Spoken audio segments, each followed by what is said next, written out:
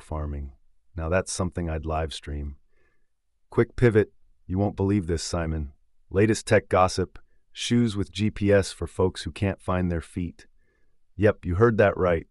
And get this, they link to an app that literally tells you when it's time to step left or right. Next thing we know, there'll be a dating app matching souls based on soul compatibility. Kind of makes you miss the good old breadcrumb trails, doesn't it? GPS shoes, huh? It's like they assume we're all suffering from directional dyslexia. Excuse me, shoe, which way to Main Street? Does it also say, you've been loafing on the couch too long, time for a run? Hold on, I might actually need that. But seriously, where's the fun in getting lost and accidentally finding that perfect little coffee shop? Next thing you know, socks will start telling you about your life choices. You want tech-aided wandering gone wrong, Simon? A guy I know downloaded this scenic route app meant for adventurous souls. Well, he ended up on a scenic tour through someone's backyard, across a cow pasture, and finally got cornered by a very confused goat. His phone died, leaving him playing a real-life game of Farmyard Frogger, just trying to get back to civilization. So much for the road less traveled, right? The app should have been named Lost in the Wild, Suburban Edition. Oh man, Lost in the Wild Suburban Edition. That's gold. But check this out. My own tech misadventure, right? I got this fitness tracker. It's supposed to enhance everyday life, they said. Well, mine definitely had enhancements in mind. It congratulates me on a peaceful night's sleep when I'm up binge-watching 90s sitcoms. And oh, the step counter? Thinks my knitting is me running a marathon. At this rate, Joe, I'll have trained for a triathlon by next week from my armchair. Jokes aside, laughs are great, and glitches just write themselves into our daily script. Got a smart home speaker that seems possessed by a wannabe DJ. Randomly starts blasting heavy metal when I'm trying to meditate or soft jazz during workout. Got the genres switch around. Driving me nuts, but it's impressive in a frustratingly funny way. I'd be lying if I said I haven't considered tech exorcism. Okay, speaker, play Calm My Nerves playlist. What about you, Simon? Ever considered a tech cleanse? Oh, a tech cleanse? More like survive the horror of Simon's possessed laundry room. Picture this. My washing machine starts randomly playing the chime of its cycle complete. Only issue is, Joe, the thing hasn't run for days. Middle of a heartfelt movie scene. Ding. Getting ready for bed. Ding. I'm like, should I just be prepared to take out non-existent wet clothes every time I walk past? The Haunting of the Laundry Room, currently streaming at my place. I'll see your Haunting of the Laundry Room and raise you. The Ghost of the Thermostat Championships, where my thermometer scored high points in setting freezers and saunas in the same room. Puffs an Arctic gust during movie time, then embraces tropical vibes at 3 a.m. My plants are acclimating to 4 seasons in one day, and I stroll around my home sporting both shorts and a parka, my indoor biathlon training suit, apparently. Tech cleans is starting to look real cozy, if near grass isn't mood swing vapor. Joe, we've clearly worn our welcome with our tech-saturated follies. Why don't we go bold and declare our own Tech Cleanse Day? How about we ditch all our glitchy gadgets for 24 hours and dare our audience to join us? We can all scavenge for food like in the days of old, interpret shadows for the time, and do crazy things like, I don't know, talking in person. Wild, right? We'll call it Back to the Basics Day, unplug to reconnect. What do you say, ready to rough it? Oh, count me in for Unplugged to Reconnect. Washing clothes in the nearest river, beating them over rocks as our ancestors did. Sounds therapeutic and exhausting. Can't wait to see everyone's laundry day faces without their machines. But hey, it's one day. I'll be out there reconnecting with nature and my long-lost socks, maybe even chatting up a squirrel or two. Think they're good at small talk? Let's lead this tech rebellion, Simon. Absolutely, Joe. Imagine it, a gadget-free gauntlet starts this second. No rhythmic ding-dings of washing kings or thermal poltergeists to disrupt our peace. Just raw humanity, right here, right now. I'm already feeling the pioneer spirit. All right, listeners, ditch the devices, seek actual sunlight, and if you find me by a river, I'll be the guy whispering lifelines to my socks before they take the water plunge. Let's do this tech rebellion. Sure, We're spearheading the Adios Tech train for a day, but let's throw in a reality check compliment. Technology does serve up some real kitchen-grade convenience pie. The same GPS shoes we poked fun at could help someone with memory issues find their way home, or the fitness tracker that thinks Simon is an ultra-marathoner can actually motivate a couch potato. Tech's like hot sauce. A little dash can jazz up the meal, but douse your dish, and you'll be breathing fire. Balance. It's all about the balance. Joe, you're speaking the real truth here. Balance is key. But while tech sprinkles our life with fancy fairy dust, let's jab at its less sparkly side, the real tech footprint hoedown. Every gadget has its own little legacy of batteries and wires piling up in a corner of our delicate Mother Earth. So yes, a splash of tech makes the world turn smoother, but we ought to be getting smart about smart tech. Let's not make Earth carry the backpack of our old phones and clunky laptops, right? Funny you mentioned tech hoarding, Simon. I recently uncovered a tech graveyard in my closet. Found a collection of old cell phones with a variety of flip, slide, and brick designs, a veritable timeline of mobile tech archaeology. One still had Snake on it, and I'll admit I was tempted for a quick game. There could have been a museum exhibit labeled Joe's Past Connections. They all still work. I swear, in a doomsday scenario, they'd be the last communicators standing.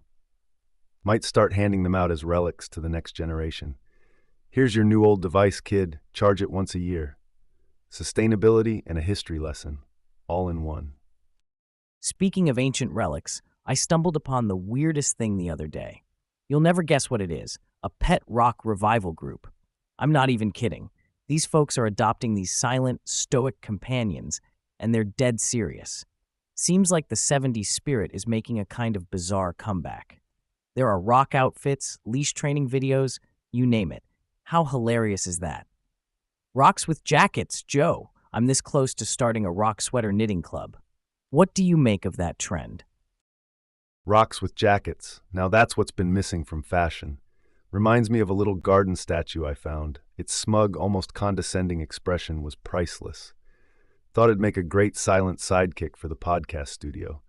Named him Stoneface Steve, clad him in a bespoke cape, much to the delight and confusion of guests. It was our nod to kitschy trends that stick around like gum under a diner table. Pet rocks, though? I'll stick to Steve.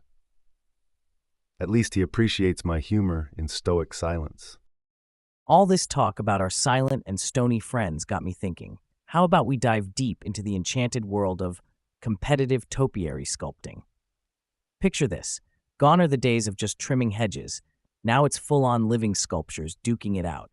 People carving up bushes into dragons, celebrities, even recreating famous movie scenes, all with the snip-snip of garden shears. Imagine transforming your backyard into a leafy art gallery. It's the ultimate green thumb games. What kind of bush beast would you craft, Joe? Competitive topiary sculpting throws Lawn Mowing Sunday into the exotic hedge arena. Dragons sound impressive, but innovation's calling my name. I'd go for the mythical hedgehog. Half foliage, half sonic speed-inspired eco-awareness mascot. Buzzing through mazes like a leaf-clad superhero. Bonus points if it changes colors for seasons. Endless entertainment for local squirrels and probably confuses the neighbor's cat too. It's environmental art with a fun times twist. Or shall we say trim. Joe, considering your green thumb prowess, why don't we shake up the local scene and host our own topiary throwdown? Imagine the first ever infinite podcast pruning palooza right in the community park. We could have categories: speed sculpting, most pun-worthy design, maybe even a people's choice shrub. Hedgehogs against dragons. Game on. I can smell the fresh-cut grass victory already. Let's make this happen. What do you say? A topiary throwdown on terra firma is one thing, Simon, but what about taking it off land? Picture this, an underwater topiary challenge. Swap bird baths for fish dives. We explore the unkempt ocean floor gardens, pruning sea plants into sensational shapes, aquatic adventurers trimming towards glory amidst the fishes. It's bold, it's different, plus, on the practical side, no one will criticize your cuts underwater. A real splash in artistic expression, don't you think? Let's pioneer the submerged hedge movement. Man, the underwater topiary battle? That's next level wacky, and you know I'm all for pioneering the untamed patches of Poseidon's playground. Totally unique. I mean, who's even got a reference point for what a well-groomed coral should look like, right? No backseat gardeners there. Plus, I can already see the sea critters lining up seats on the reefs. Snorkels and shears at the ready. Let's make this abyss the hippest floor this side of Atlantis. Swapping our shears for forks, starting with delicacy hunts, is an adventure by itself. Some cars chase storms. We'd chase elusive eats. Ever heard about people trudging through the backwoods for wild truffles? Meanwhile, I'm here squinting at wild berries in the backyard, hoping they're the non-lethal variety. But think of plucking some forest-hidden mushrooms, not your ordinary creminis, of course. These would be the culinary VIPs. We could cook 'em up on an open flame, record the taste test live. Outdoor Gourmet, Simon, what's our first expedition? Outdoor gourmet. Now you're talking my language. I say we go hunt for the mythical matsutake. Delicate yet earthy, the truffle's humble cousin that turns any campfire stew into a five-star banquet. But these sneaky shroom lurkers take hide-and-seek to the pro level, and the season's short, the mushroom equivalent of a flash sale. Get ready to pocket that foraging guide and sharpen your taste buds, because if you thought berries were a gamble, matsutake are the high rollers of the forest floor roulette. What woods are we going to tackle first? First woods can wait because matsutake aren't the only hidden gems out there. Now switching gears. Ever dived into the rabbit hole of quirky world festivals? There's this stellar festival, El Colacho in Spain. It's basically adults dressed as devils jumping over babies to cleanse their sins. Think extreme babysitting meets parkour. No half measures, Simon. I'm talking full-on commitment to the leap of faith. It'd be a goldmine of cultural exploration for the Infinite Podcast. Full immersion, devil suit and all. Which festival catches your fancy for our next wild podcast episode? Jumping devils? Sounds like a tame Tuesday. However, Joe, ever fantasize about swapping the baby hopping for deep-sea escapades? Hear me out. We uncover this underground fest where every year a motley crew of thrill-seekers indulges in an undersea treasure hunt. Tossing devil suits for diver gear, we hunt for sunken loot off the coast of, who knows, Key West, perhaps. Ancient shipwrecks, hidden chests, maybe even a soggy old pirate hat. Think Pirates of the Caribbean. With less Jack Sparrow, more Simon and Joe. They'd never see us coming. Simon, picture it. I'm scuba certified, right?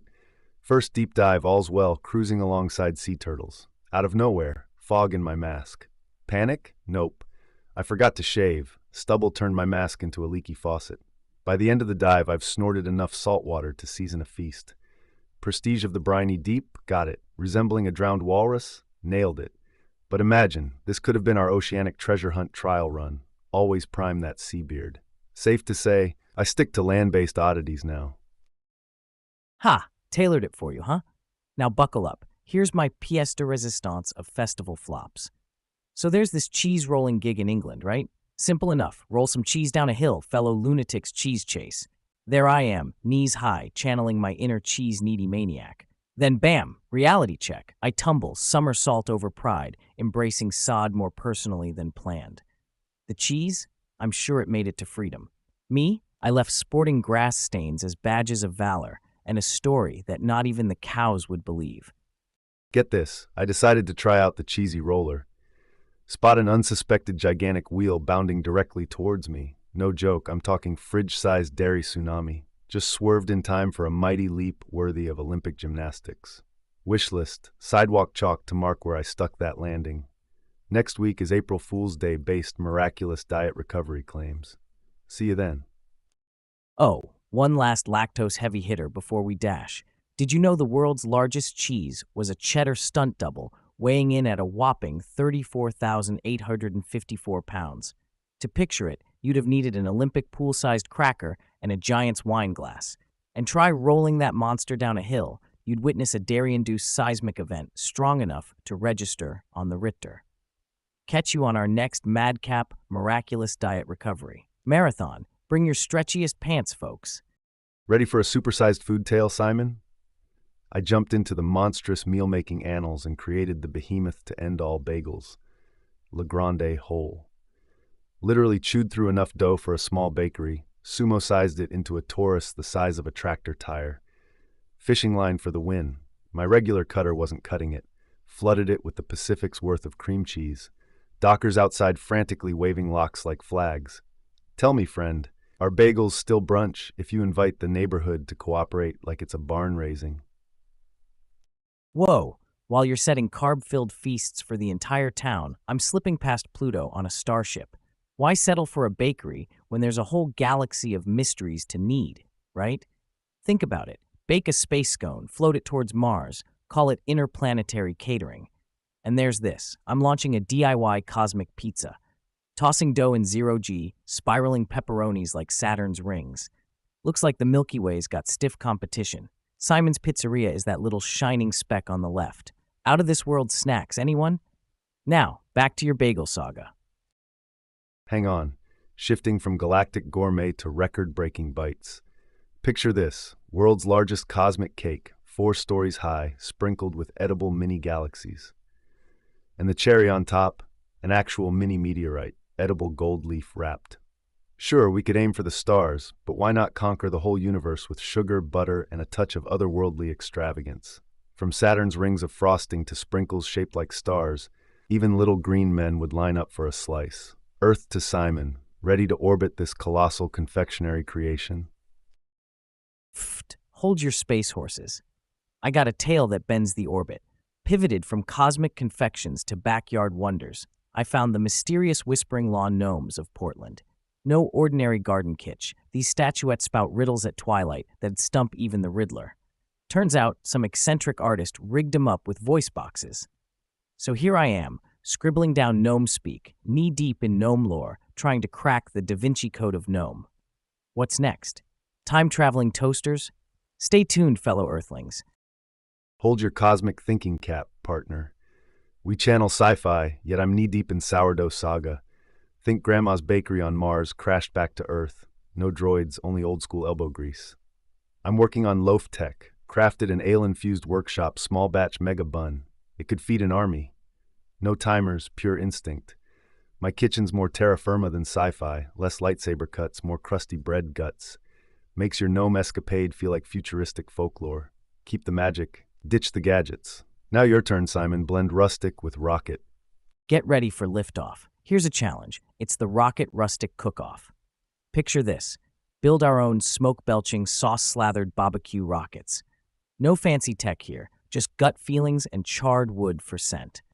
We'll smoke briskets at blistering altitudes, then eject them back to Earth, aiming for the perfect tender landing. The goal? Prep meat that's out of this world while towing the line with handcrafted earthy undertones. Winner gets crowned the ultimate Astro Pitmaster. So, strap on your aprons, ready the charcoal, and may the best brisket plummet back to terra firma. Preparing briskets for blastoff? Love it. But let's step up the game with the Great Garden Gnome launch-off.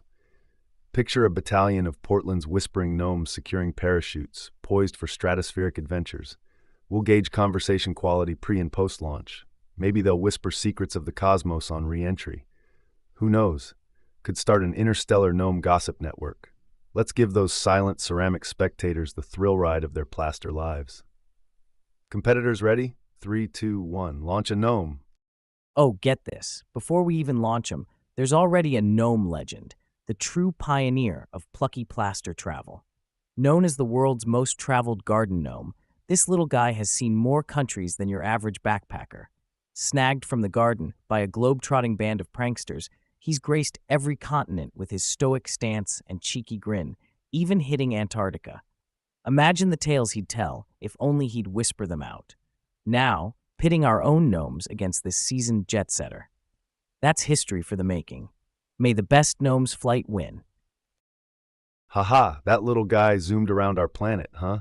Takes garden variety to whole new altitudes. Let's one-up the pranksters. Forget continental, let's make it cosmic. Envision Space Gnome 1, a lunar leap beyond backyard shenanigans. We'll send our bravest gnome into the great void, armed with nothing but his pointy hat and painted smile. Channeling our inner Elon, we might just spark a space race for gnomes. Houston, we have a figurine. Space Gnome's flight, more than history. It's interstellar legend. Forget the cosmic gnomes for a sec. Deep beneath the waves, amidst the murk, lies a living enigma, the goblin shark. It's a nosy critter that travels through the deepest blue like some kind of aquatic specter, sporting a jaw that juts out like a horror flick ghoul. They say it's a living fossil, traced back 125 million years. Slumber parties beneath the sea have 'em swimming with dino fish friends. Watch out, merfolk, the real boogie sharks in town. Gives me the heebie-jeebies just thinking about it. How's about diving into more deep-sea myths next time? All right, let's resurface from shark-infested depths and dive into silicon oceans. Tech's tidal wave is reshaping life everywhere, Simon, not just in your pocket. Consider this. They've developed AI that's diagnosing illnesses now, outpacing veteran docs. These aren't your average beep-boop machines. They're learning, adapting. Imagine this wave of brainy bots beyond medicine. Chefs, musicians, who knows, maybe even podcast hosts. Does having a silicon sous chef sparking culinary revolutions or a digital DJ spinning cosmic tracks sound too out there? The deep sea's teeming with mysteries, but the tech frontier? That's an enigma tsunami about to hit shore. I bet if we blast AI-composed tunes into space, we'd have the whole universe bobbing to our beats. No joke, AI's crafting melodies now that might just resonate with alien tastes. Picture interstellar soundscapes, all birthed from algorithms and ones and zeros. Maybe enough to make ET crack a smile, dial home, and say, "You gotta hear this." Raises the question, if music's a universal language, what do you reckon a Martian mixtape looks like? But let's swing back around, Simon. If AI's stroking the strings, what's left for human creativity?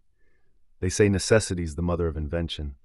If machines whisk up our meals, tunes, even our art, where's that leave us, eh? There's something about a human touch, flaws and all, that just seems real. So I wonder, with AI cranking out hits and abstracts, might we dampen the human creative spark, or does it light an even bigger fire under us to innovate beyond the binary beat? Sometimes I worry we're just leaning on machines like a crutch. Sure, AI's sparking some new creative juices, getting the cogs turning in ways we maybe didn't before. But let's get real. There's no app for the human gut feeling, the messiness, those beautiful accidents that you just can't code into silicon. If anything, waving AI in front of creatives should be like waving a red flag at a bull. Ignite that fire. Steer us versus us, steering it. Keep your digital DJs and robot Rembrandts. Give me good old human mess any day. So Simon, how about we flip the script? There's talk of a breakthrough positively buzzing the tech hives. Quantum computing. It's leaping out of sci-fi straight into our server rooms. Imagine processing power so wild it tackles tasks that make today's strongest supercomputers weep in binary. We're not just crunching numbers faster, we're unlocking patterns we didn't even see before. Does this mean breakthroughs in climate modeling, medicine, or even cracking encryption like it's a child's secret diary? Crazy potential, man. But is it just power or Pandora's box getting a Wi-Fi upgrade? Joe, quantum computing could be the crazy uppercut to our heavyweight challenges. I'm not hitting the panic button just yet. If we buddy up with AI, crack those climate conundos, buff up our health battlements, that's epic. Plus, it's always about the teamwork, right? Humans dream it. Machines do the heavy lifting. If both square dance together, rather than stepping on toes, we might just salsa our way into a golden age. Who knows? Humans plus AI might just be the dream team we never knew we needed. You've got a point, Simon, about AI and humans tag-teaming the future. But let's tap the brakes. There's a charm in the crooked stitches of hand-sewn fabric or the slight off-key notes in a live show. Sometimes it's our gaffes and blunders that lead to brilliance. Human error has a knack for creative value. Think about penicillin, fancy mold turned medical marvel, or post-it notes, a glue gone wrong turned essential office supply. So sure, let AI be the scalpel, but humans? We're the jazz, improvising, innovating, mucking up, but making magic. Let's not forget the allure of the oops turned eureka. You know, Joe, speaking of oops turned eureka, I got hooked on gardening, right?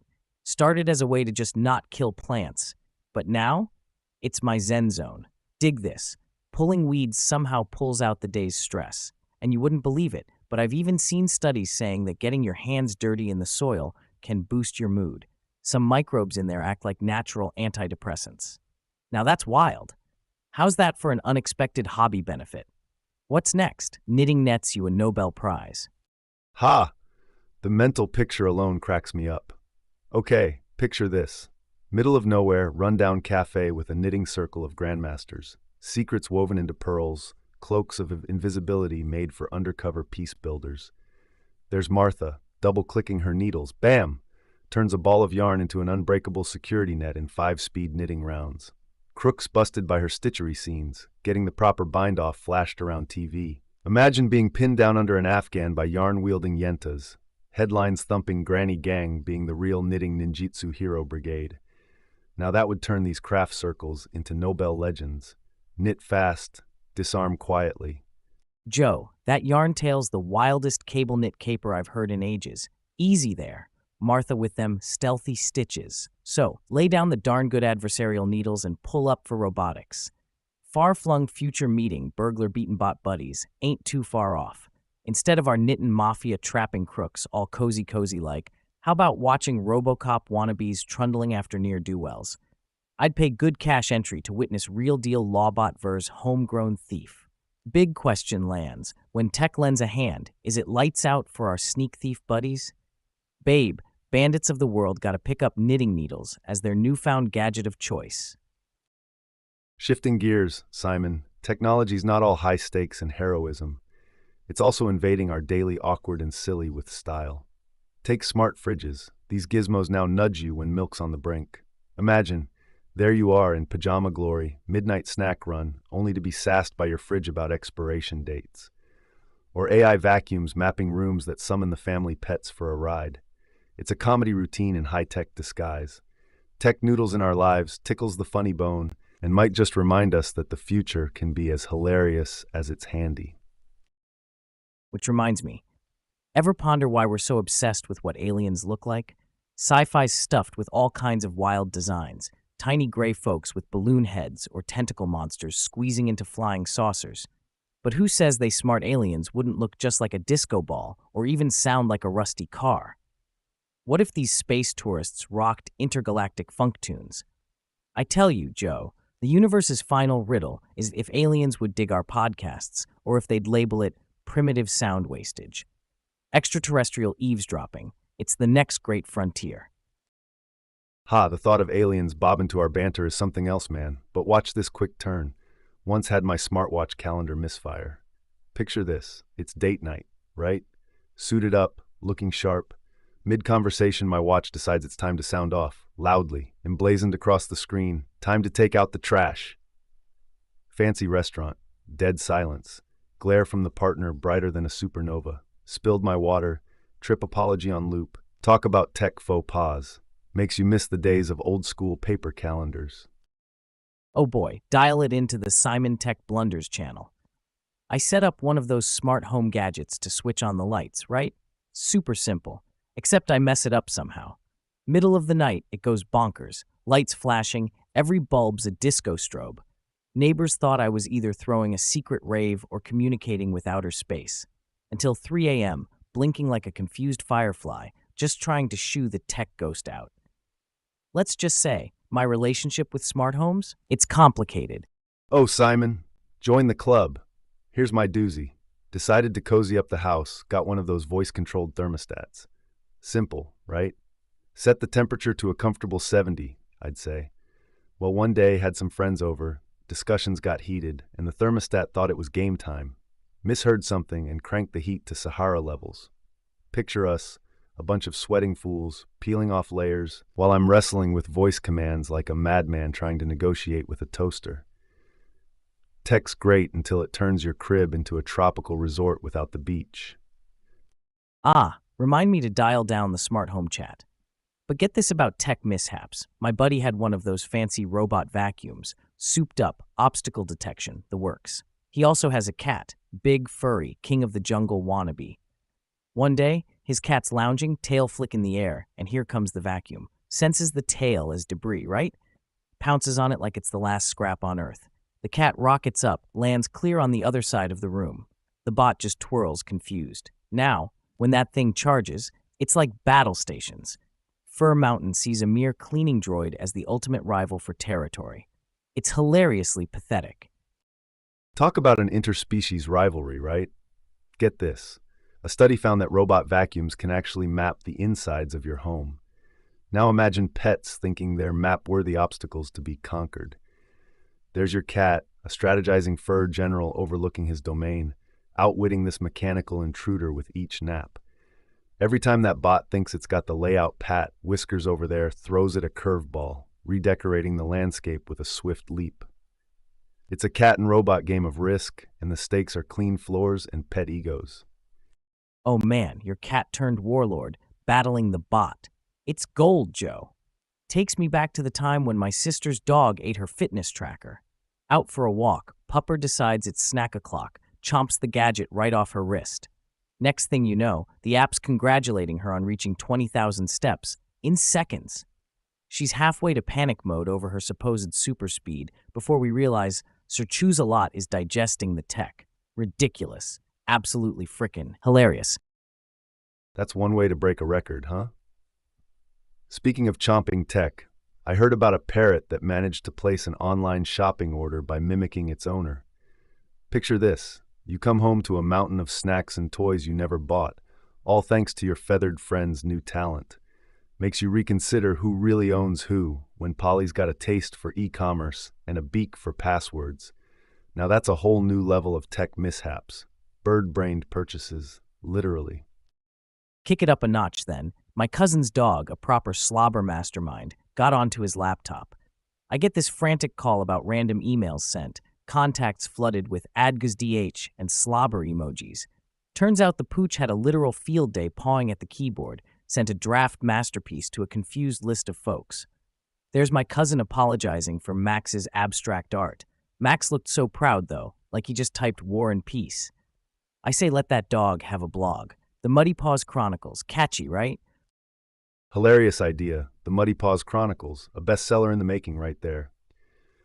But shifting to some listener tales, our inbox is a treasure trove, you know. Like Macy's apparently had her parrot download 3 seasons of a show about pirates. Now that bird shouts sea shanties on a loop. Or Dan, whose Siamese cat turned on his smart vacuum to ride it around like some feline Roomba jockey. Animals and tech combine to give us pure, unscripted comedy gold, and it looks like our furry and feathered friends are clicking subscribe on this madhouse lifestyle just as much as we are. Joe, this is top-tier mayhem. My friend's Alexa became the family's newest member, always chatting away. But their tortoise, yeah, they have a tortoise, figured out his own game. Every time it escaped, it heads straight for the device. Managed to fire up some loud tunes with its shell against the buttons.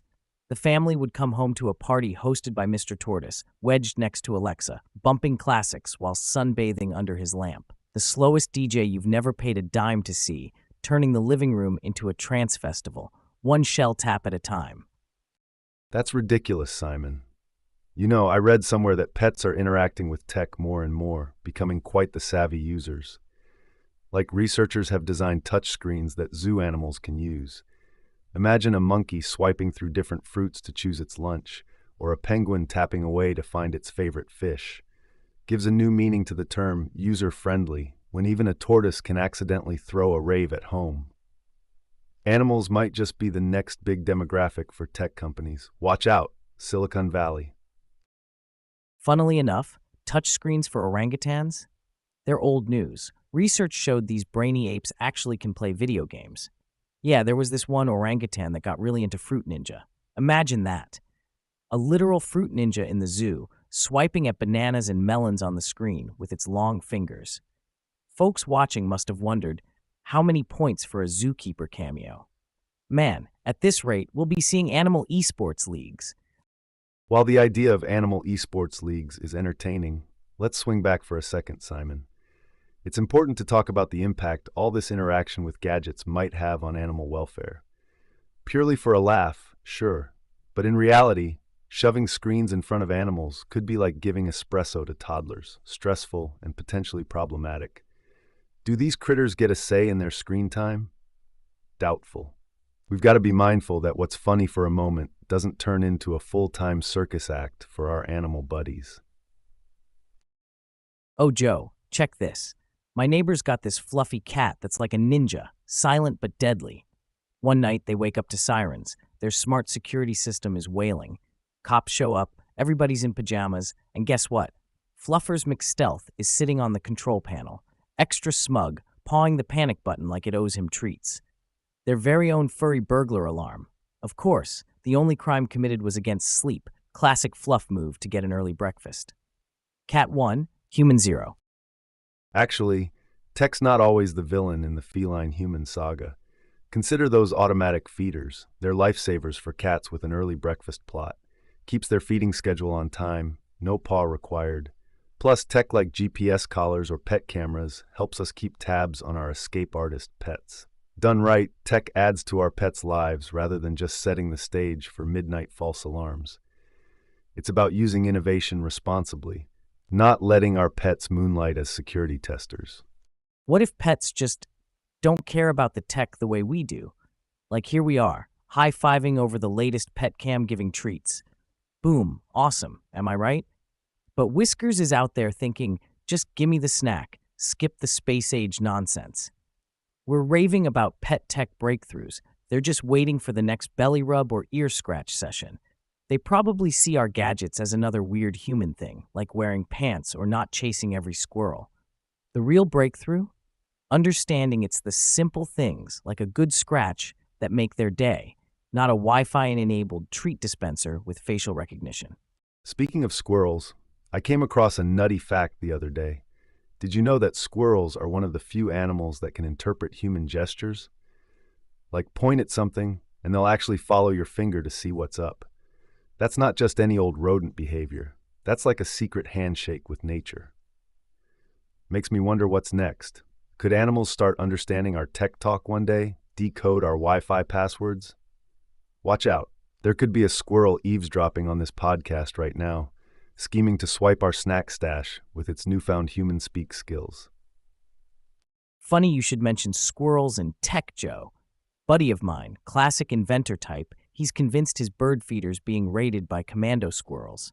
Whips up this contraption, all solar-powered, that recognizes when a squirrel's close and activates this harmless yet surprising barrier. Thing is, these squirrels, they adapt. What does one genius squirrel do? Figures out if it jumps at just the right angle, the tech's no match. It backfires and ends up catapulting seeds straight into Sir Squirrel's open mouth. Talk about meal service. It's like living through a squirrel's version of Ocean's 11. Jumping from the animal kingdom to something entirely out of this world, get this. Scientists have engineered bacteria that can literally pull precious metals out of rocks in zero gravity. That's right, space mining bacteria. So we went from hunting for little green men to breeding little gold-digging microbes. It's like the California gold rush, but floating in the vacuum of space. Imagine telling that to the 49ers. Y'all panning in rivers? Cute. My bacteria farms asteroids. Extraterrestrial gold panning is the new frontier. Riding the wave from space back to our cozy studio, let's gab about AI. Everyone's fave pie-in-the-sky talk, right? Picture this, an AI that can whip up perfect jokes tailored to your laugh-o-meter. It scans your chuckles and boom, got your humor on lock. For us here, it'd cook up a perfect script for our gag reels. But hit the pause button, wouldn't that be like laughing with a toaster? Not sure I'm ready for my funny bone to be tickled by something that can't even snort when the soda hits wrong. No silicon stand-up for me. Thank you very much. Dialing it back to Earth, you ever wonder if your houseplants are secretly judging your playlists? Get this. Research says plants might actually have preferences when it comes to music. Imagine a cactus that's all about punk rock or an orchid vibing to classical tunes. End up with a garden of critics if you pick the wrong genre. Do you groove to death metal? Better hope your fern's not more into folk. Next big thing, Spotify playlists curated by and for your green pals. 'Cause hey, even your aloe might want to rock out sometimes. Swinging from green tunes to quirky hobbies storming the scene, have you seen folks going bananas over bread tag art? Yeah, those little plastic clips on bread bags. There's a cult following brewing, my man. They're collecting, trading, even making miniature sculptures. Some dude created a whole castle with a working drawbridge. So what's next? Toothpick sculptures, lint ball buddies? Gotta love the creativity surge. Who knew decluttering your junk drawer could kickstart the next big art wave? It's a whole new world in the mini masterpiece league. From bread tag castles to digital Da Vinci's, here's a wild pixel to ponder. Artificial intelligence can now create art that's pretty much indistinguishable from human-made pieces. We've got AIs dreaming up everything from Renaissance-style portraits to abstract expressions that could hang beside a Picasso. Some of these robot artists even have their own signature styles. Only a matter of time before we get a cybernetic Banksy shaking things up. Human artists might need to up their game or start a collab with these creative circuits.